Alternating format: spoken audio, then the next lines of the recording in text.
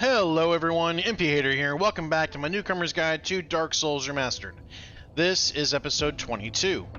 In the last episode, we ended up entering the Demon Ruins. We completed the first part of it, finished off Ceaseless Discharge, and we're about to head into the next area, which is going to include completing the kind of the Solaire section to try to get him saved for the basically the final boss.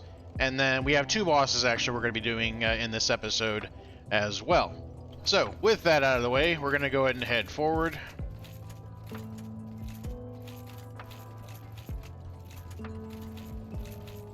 These enemies, by the way, I kind of killed off one at the very end. They have a tendency to just simply get in front of you and then hit you with fire.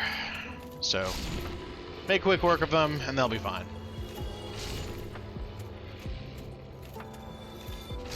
As you come down here, usually you will be attacked by this guy. Again, no different than the ones you've already dealt with, though this one respawns, as does the one down there. These things. So be aware that we want to hit these things from afar because these guys are going to end up we were able to deal with one of them, of course, long range, but we still want to deal with them long range because they actually will practically melt through your gear and cause you to have to get it repaired very, very quickly. So I recommend dealing with them from afar. We're gonna nail him with some poison arrows, then we're gonna head this way. We'll come back for him here in a few minutes.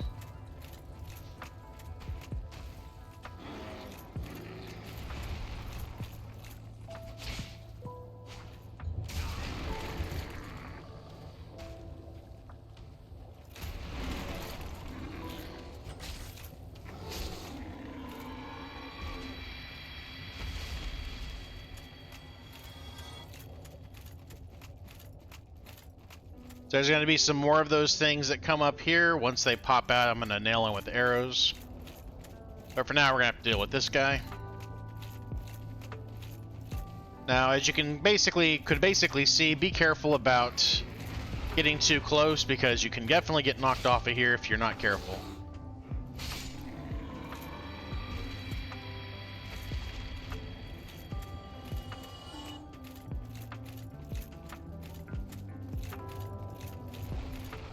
There's another one.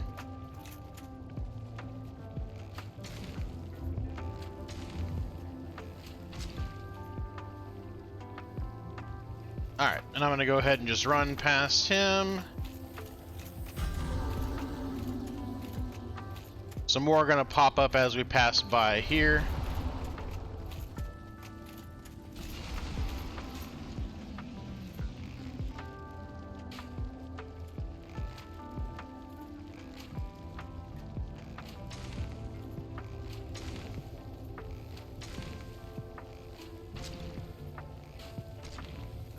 As you can see, 3 arrows apiece should get them poisoned. Then here we got the large flame ember. You want to take this to the blacksmith in the catacombs who can deal with fire weapons.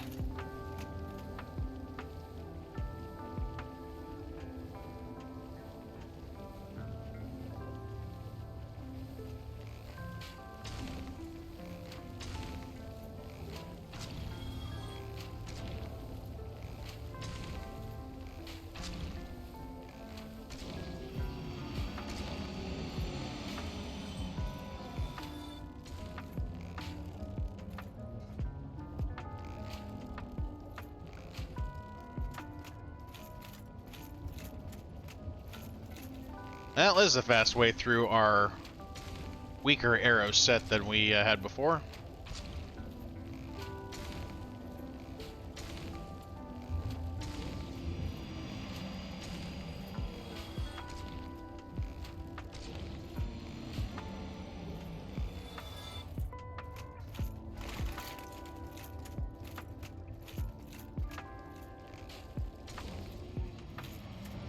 Okay. How many arrows we got left? 4.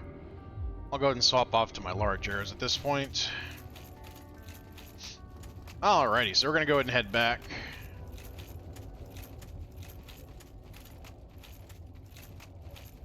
We got a Capra demon to deal with. I think we got another one of these Taurus demons to deal with. And there we are home free for going into the fog door. Beyond a couple of items anyway.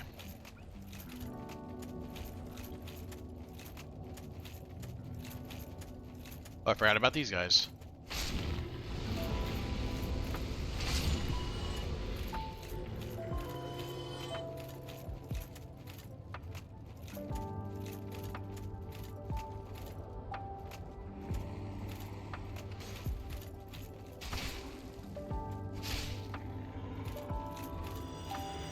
Come over here for a soul item.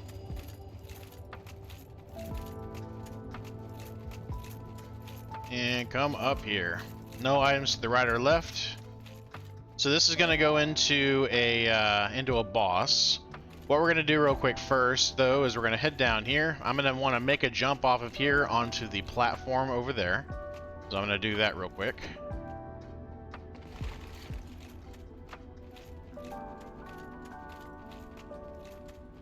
So there's an item right here. So we're going to want to jump down here. You can actually survive the full fall, but it's going to be sketch if you don't have a lot of health. It worked out.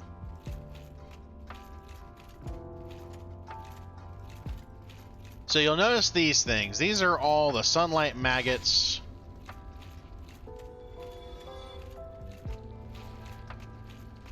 And one of these, on the other side of this, will end up messing up with our friend Solaire. So he will become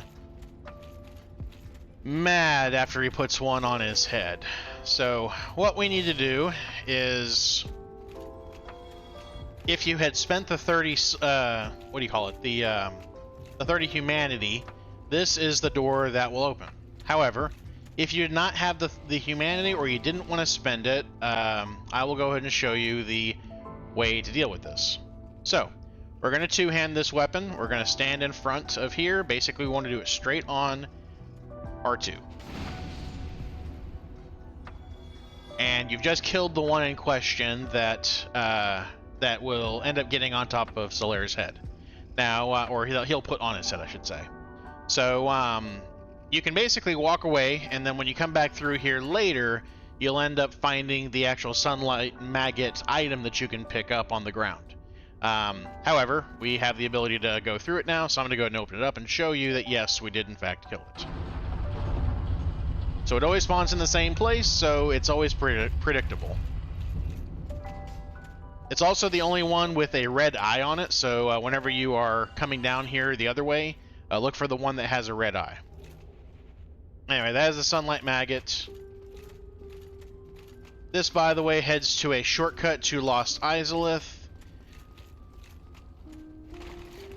as well as to a couple of resources. Of course, we have a crystal lizard, and then we have the final respawning Titanite demon down there, and he is pretty mean. So he's also precariously placed, so we're not going to come for him quite yet. So we're going to go ahead and head into this next area. Now, if you want to kill the rest of these things, you can, but it really doesn't matter. We killed the one that we have to kill in order to save Solaire.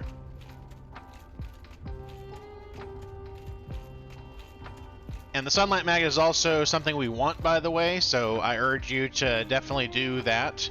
Because later we're going to be going to the Tomb of the Giants. It's almost completely dark there, and while there are several ways that you can make the area light, this is the easiest one, is putting that thing on your head.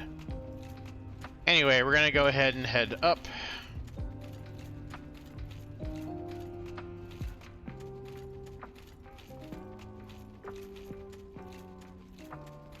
And we're about to walk into a boss door. Now, this boss is basically the same enemy that we faced, the Stray Demon, except he's bigger and he has fire damage instead.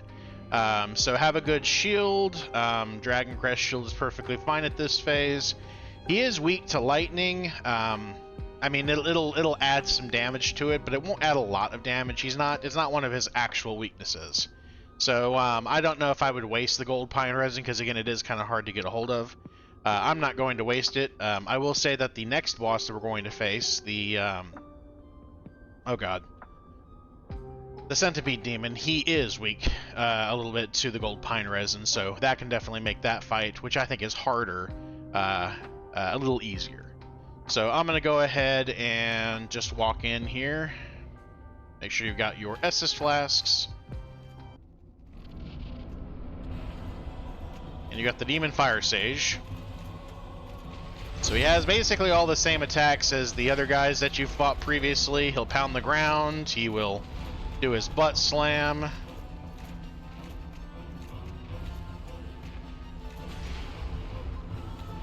Again, at this phase of the game, you should be able to tank most of his hits with your shield.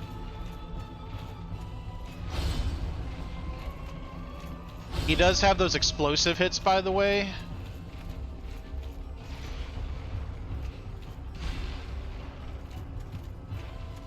So kind of like the other version of the boss, the Stray Demon.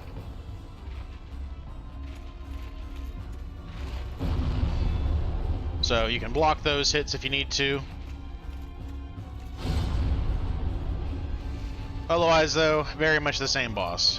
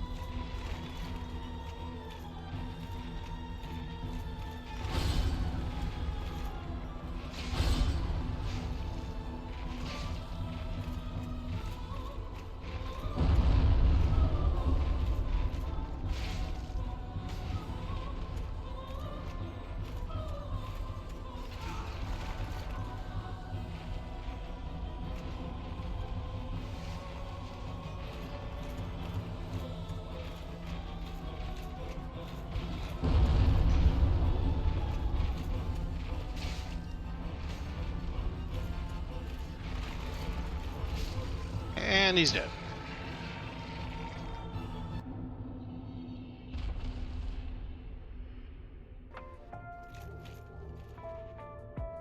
So you get humanity, you'll also get the item that he has.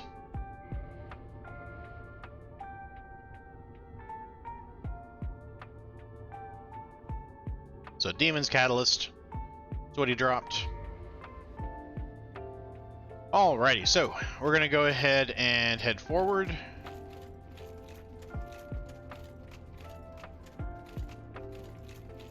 We're gonna head up first.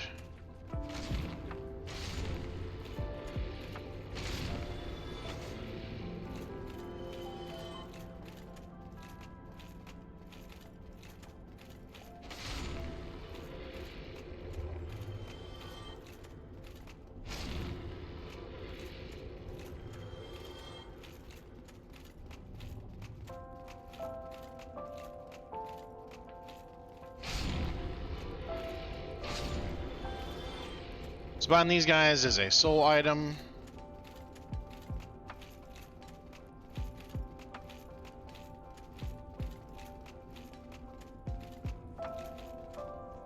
So you've got basically kind of two nothings here. And then this is actually a drop if you want to take a shortcut. Otherwise, though, we're going to get on this. This is the elevator, actually, that leads back to the bonfire in front of the Daughter of Chaos. Love how interconnected this world is.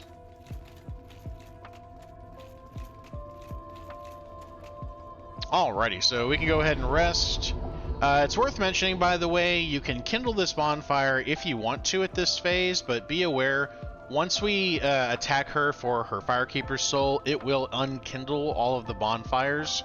Whenever we do New Game Plus, by the way, any of the Firekeepers that you've killed, their bonfires will go back to the original 5 or 10, depending on which bonfire it is. So just be aware of that if you do decide to kill her, which we are going to kill her, but just not yet. So I am going to go ahead and kindle it, because I'm still human right now.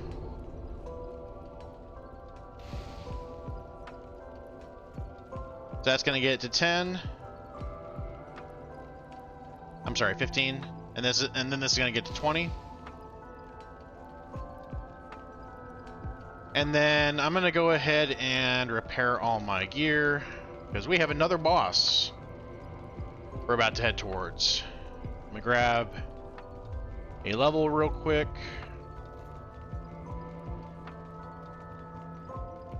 Let's see, got a couple of soul items as well. Let me pop those, see if I can grab another level up. Okay.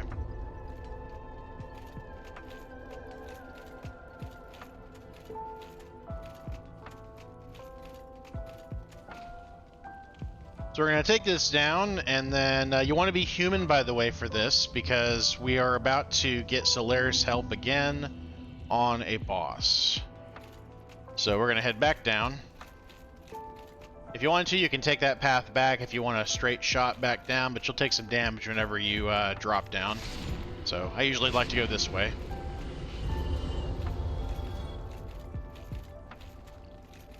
And again, these enemies don't exactly do much damage at this state, so I don't really worry too much about them.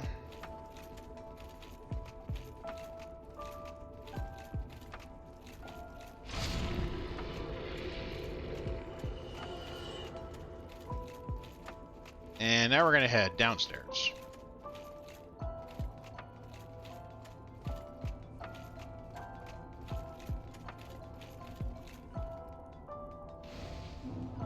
So here we got another bonfire.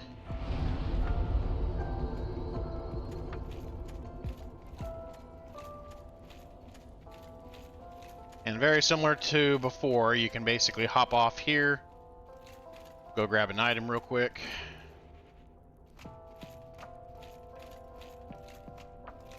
Then we're going to drop down.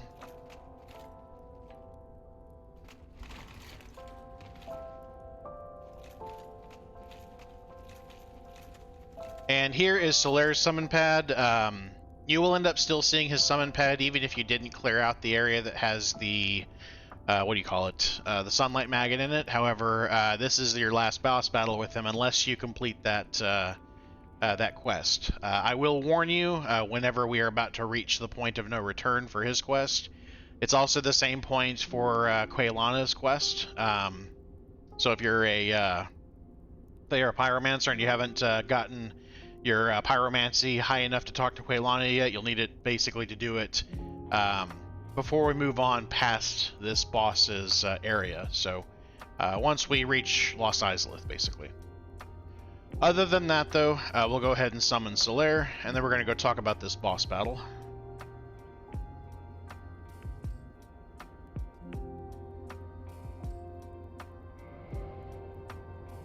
And since I like to have 10 humanity on me at most times, we're going to go ahead and pop another humanity.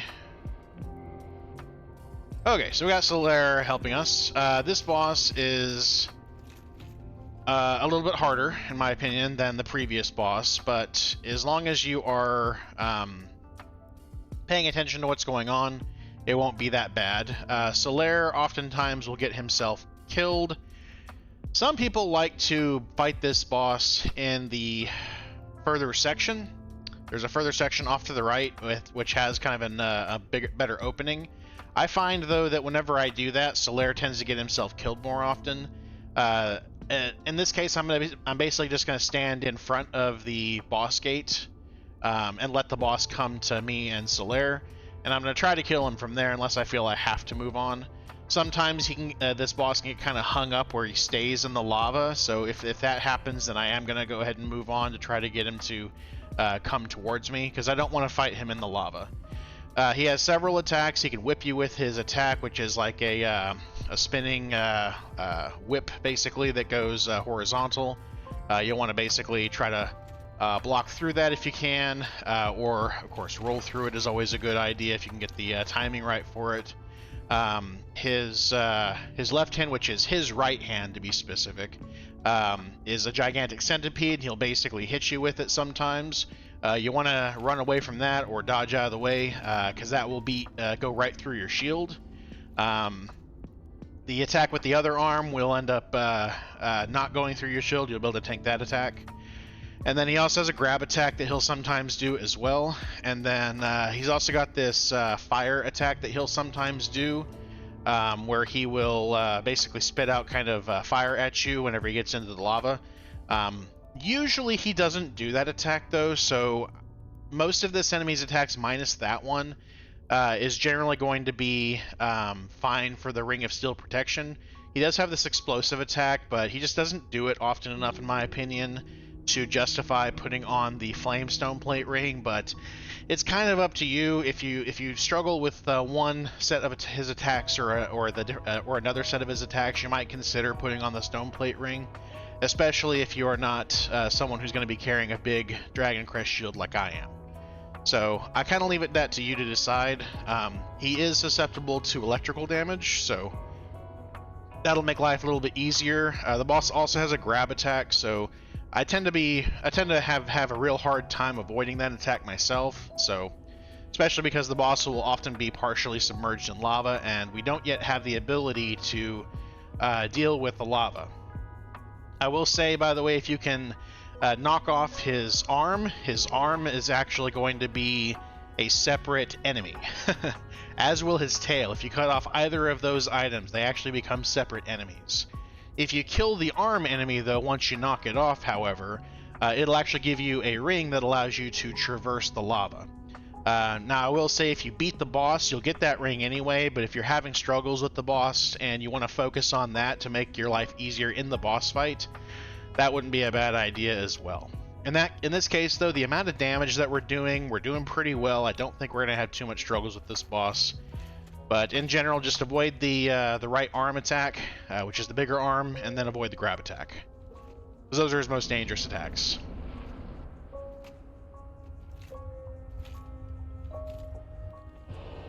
So I'm basically going to hang out here, pop some gold pine resin, and again, I'm going to try to make sure I know.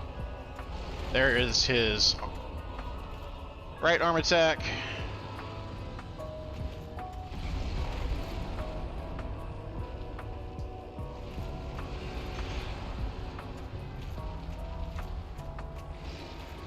Come on.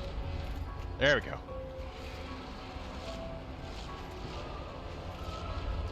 Oh, that's weird.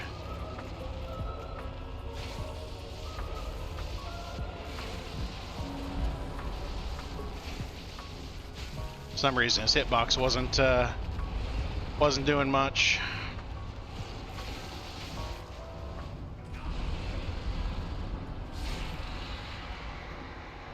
So again, as you can see, if you're spec'd right, you can usually knock this enemy down pretty easy, and we get the orange charged ring as a guaranteed ring. So we also got the Humanity, Homeward Bone, and because Solaire survived the fight, we got the Sunlight Medal as well. So let me show you real quick what the ring that we got does. I will say whenever you use this, the noise it makes is kind of irritating. But it does allow you to traverse lava without taking nearly as much damage. Anyway, we're going to head around here. Grab the green Titanite.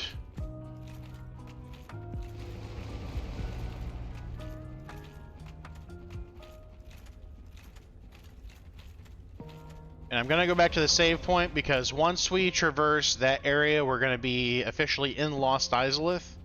And that is when things are about to change for you. So, let's go ahead and head back to the bonfire before we move on. We'll talk about what you need to make sure that you've done before you move on. And then we'll go ahead and wrap this episode.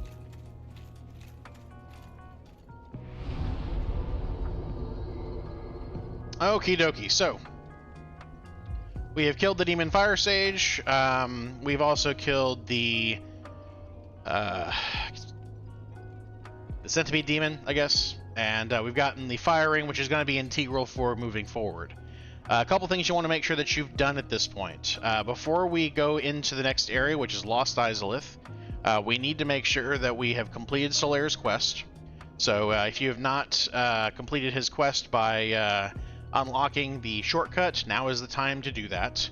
Again, you can either do it using the weapon that I used earlier, which is going to be the Drake Sword. There are several other weapons that can do it too. The Zweihander can do it as well with an R2. There's a couple of magic abilities that can also do it as well if you're a magic user, but several different ways to accomplish it beyond just using the 30 humanity. Now, if you want to farm the humanity in order to do it, I recommend probably the Pisaka, sorry, at the bottom of Duke's Archives. That'd be an excellent place to go fight multiple enemies. I would also recommend all the rats that are in the depths area. That'd be another good place to reliably get humanity.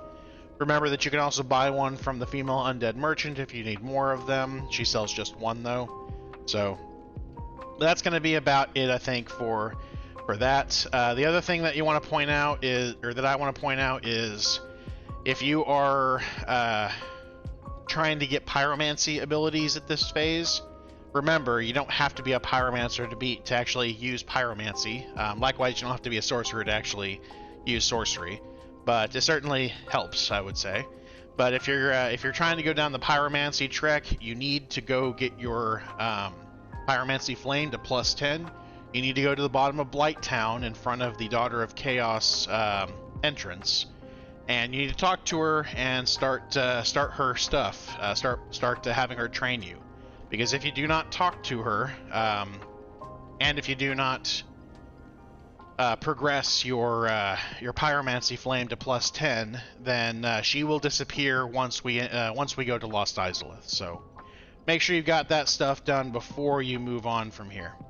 Otherwise, though, I think this is going to wrap it, everyone. Thank you, everybody, for watching. Please like, subscribe, and comment, and I will see you in the next one. Later.